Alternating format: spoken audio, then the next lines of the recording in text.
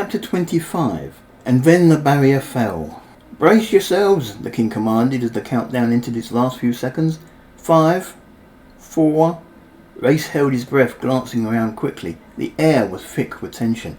3, 2... Reyes braced himself as best he could. He closed his eyes and waited for the big moment. 1. For a second it seemed as if the whole world was shaking. Reyes found himself thrown bodily to the ground. He opened his eyes before he hit, and was just able to cushion his fall with his hands.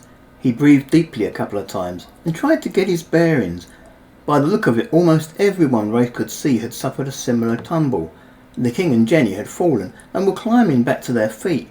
Greyfulf and his wife and his children had all fallen. Menethilda looked a little upset by the experience, but she was holding back the tears. Princess Alice had also fallen. She moved to a more comfortable sitting position, and didn't look all that inclined to get back up. Reyes climbed slowly back to his feet and shivered with the cold. The bonfire he had so recently been using for heat had vanished into the painting, along with virtually everything else. The spell had been a complete success. The old ruined castle had been so fragile that Reyes felt certain all that shaking would have brought the edifice tumbling down, had it not been a side effect of the spell. The castle now existed as nothing more than a part of the painting. All the things Reyes and Gagara left in their room this morning were now a part of the painting, and could never see the real world again. Reyes couldn't help himself. Even though he had used it recently, he checked his finger to ensure that his ring was still there, and that he hadn't left it in the room that morning. The ring sat quietly on his hand, its gentle blue glow quite reassuring. "That was a powerful spell," Gagara commented as she climbed to her feet. She had managed to hold on to Lagnoth, regardless. "Very," Reyes agreed. For a brief moment he considered offering to help Gagara to her feet, but she was managing all right by herself, and somehow he doubted that she would appreciate his help in front of the rest of the village. "Looks like it took some of the topsoil," Tanegi pointed out. "That's why we all got thrown off our feet, boss."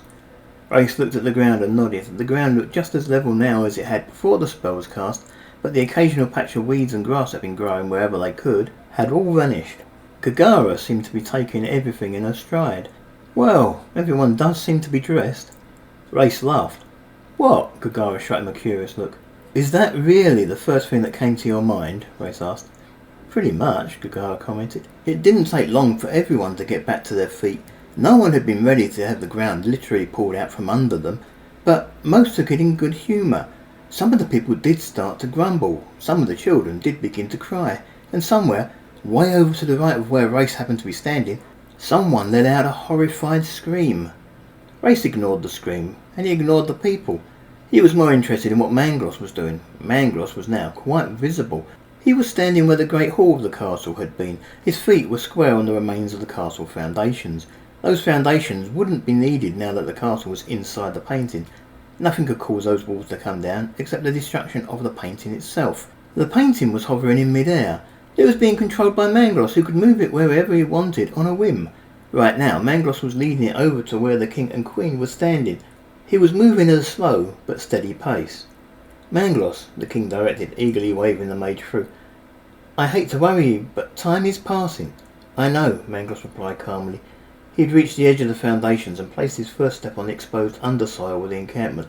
"I'm moving as quickly as I can, but I'm limited by the speed I can move this painting, and by the speed of my old, tired legs."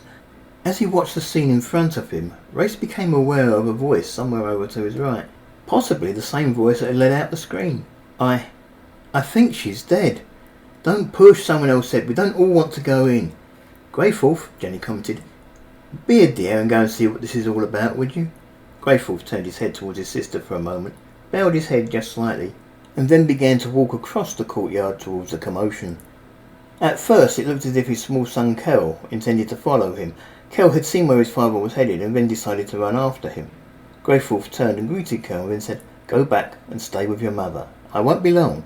"But Dad," Kel protested. "Kel," Greyfulf insisted, "do as I say."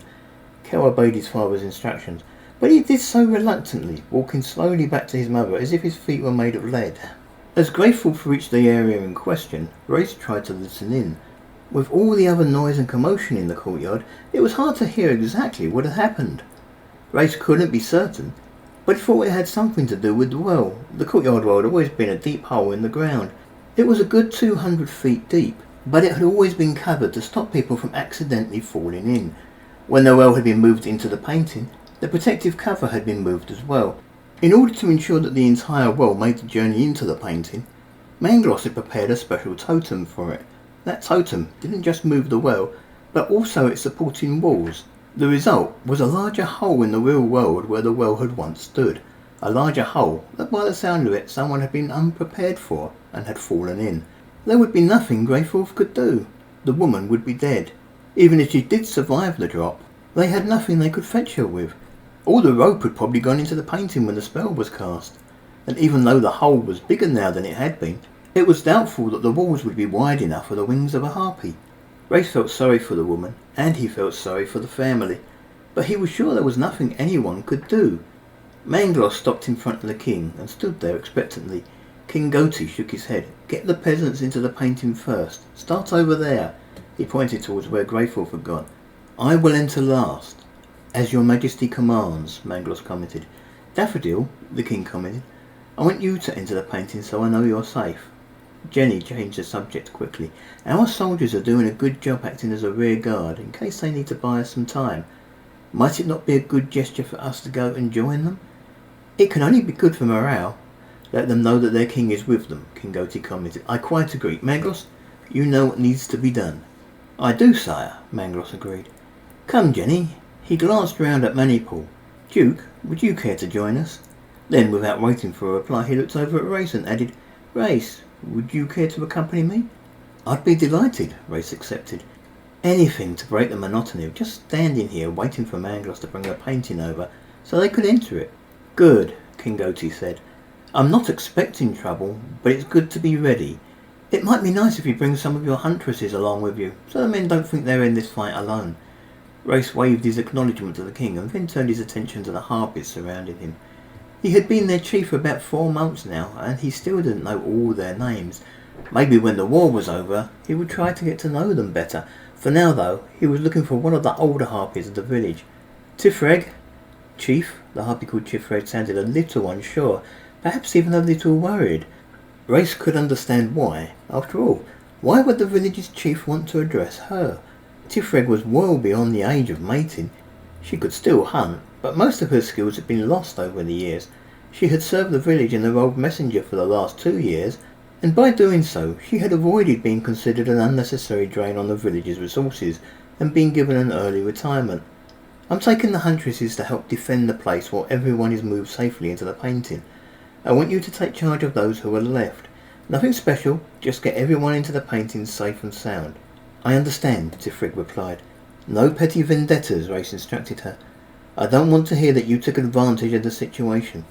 "You can trust me, Chief," Tifreg assured him, a look of relief on her face. Gagara walked over to where Tifreg was standing and handed baby Lagnoff to her, instructing, "Look after my child." "Yes, leader," Tifreg agreed. She took the baby and then began to coo her as if the child was her own. "Huntresses," Reyes ordered loudly, "follow me." Then he took to the sky. Every harpy that was aged between 8 and 25 years old, including those who hadn't yet been able to perform their rite of passage, as well as a few who were older and still quite capable of hunting, took to the air after Reyes. Gagara followed close on his tail, as did all 4 of his bodyguards. "Heshkoff and Samigi would like to accompany us when we take the painting south, my chief," Quilligoff commented. "As your bodyguards, they do have that right. They should have been with us when we made that trip to Goldspawn. When was it? 4 or so months ago?" Reyes couldn't help but take special notice of Samigi. He hadn't really seen a lot of her since he had taken over as chief. She was on duty during the hours of darkness, when Reyes and Gagara were usually tucked up comfortably in bed. It was only now that Reyes was beginning just how heavily pregnant Samigi was. She had been impregnated the very same day Reyes had entered the camp and taken over from the old chief. It was reasonable to assume that she would be one of the last to give birth until the time Krishka's son took over the duties of being the chief. "Heshkoff, maybe," Reyes replied, "but I don't want Samigi to fly all that way in her condition." "She won't like it, my chief," Quilligoff commented.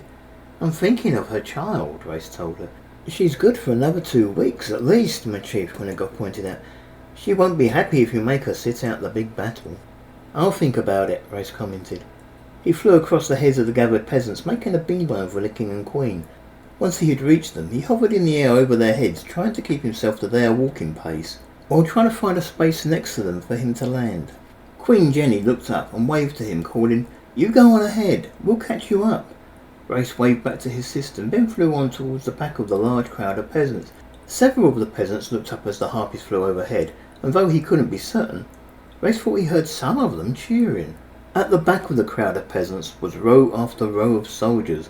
They stood in neat, immaculate lines, fixed to their individual regiments. 7,000 soldiers in all, their filthy clothing a sharp contrast to their discipline. They watched the distant barrier that protected their encampment like hawks, waiting for the moment it would flicker out of existence, and they might be called into action. The sky flickered for a moment as if the power holding the barrier in place was already beginning to wane. For a fraction of a second the sky turned blue, and then it was purple again. Reyes landed behind the soldiers. He was joined shortly after by Gagara, Quinagov, Tenegi, Simegi, Hashkov, and the rest of the huntresses of the village. Once he was on the ground, he looked back towards where the king and queen should be, looking for any sign of them. The royals were probably going to have to struggle to make their way through the crowds to reach him. He could imagine many of the peasants wanting to squeeze through to get a look at their king, and maybe even try to touch him for luck. Reyes, the thought suddenly came into Reyes' head. The strangest urge to get the scrying ball out of the hammerstone and see if someone was trying to contact him. Reyes followed his urges. He summoned the scrying ball and placed it flat on the palm of his hand. When he looked into it, the face of Jenny appeared in the ball's surface. "Hello, Jenny," Reyes thought into the ball. "Look, Reyes," Jenny said, her image seeming to bounce around a little in the crystal with each step she took. Occasionally she would have to look up to check where she was going. "We don't have a lot of time before the barrier falls, but I have an idea how you could buy us some extra time. I'll square things with Goatee later. We don't have a lot of time to get permission." "What's the fault?" Reyes asked. "Harpies are fast," Jenny said. "Your people can move very quickly. I'm sure you can arrange some kind of welcome for the elves for when the—" For a moment his sister's train of thought was broken with the exclamation, "Horse and tiger!" "Sister?" Reyes asked, concerned. "I'm fine," Jenny commented. "I just collided with someone, not paying enough attention to where I'm going. Anyway, can you arrange some kind of welcome for the elves?" "I'll see what I can do," Reyes assured her. "Good," Jenny commented. "You'd better get a move on. I don't think the barrier is going to last much longer." The image of Jenny vanished from the crystal, and Reyes tucked the ball back into the hammerstone. "Girls," Reyes announced as he looked the huntresses over. Most of them were carrying dart throwers. A few had bows, but the dart thrower was a lot easier to carry, being the lighter weapon. "We're going to prepare an ambush for the elves." "Sounds like fun," Gagara said. "Follow me," Reyes ordered. "Where are we going, boss?" Tenegi asked. All four of Reyes' bodyguards were carrying dart throwers. "You're following me," Reyes replied simply. Reyes took to the air and began to fly towards the edge of the barrier. There were about 140 huntresses with them. It was an impressive sight. A few harpies could look like hundreds, and 100 could look like thousands when in the air. The sky flickered again. It went blue for almost a full second, and then turned purple again.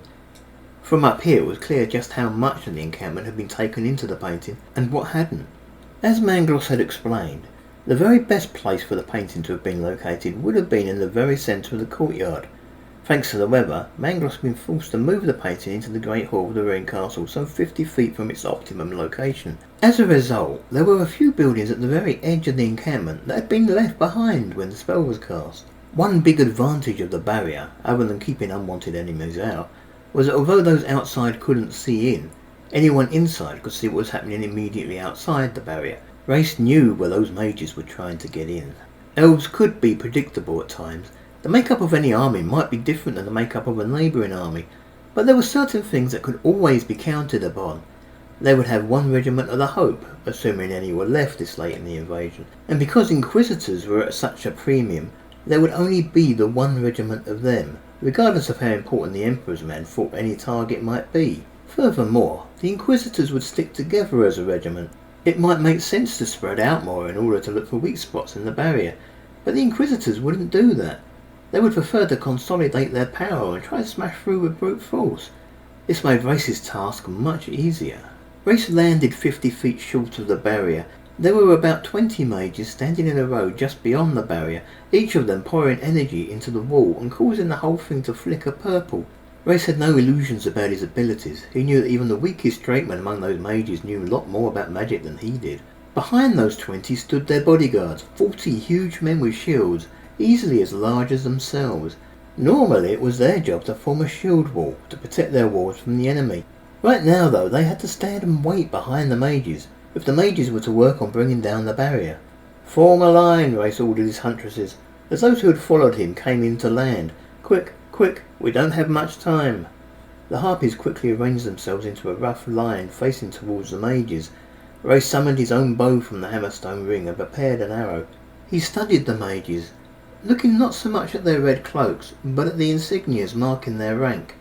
They had brought in some real power to deal with this barrier. Reyes saw at least 2 with the rank of Elderman, 4 holding the rank of Dragonman, and 9 with the rank of Wormman.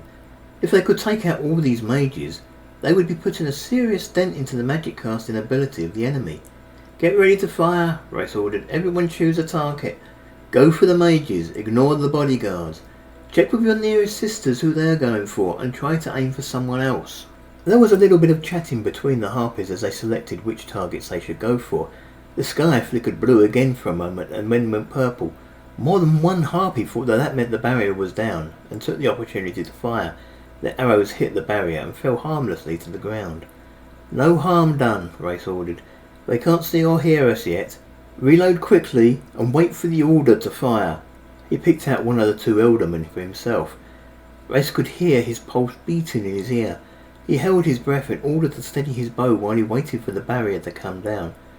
The barrier flickered blue and then turned purple again for a fraction of a second. And then it went blue again. The barrier was down. Fire! Reyes ordered.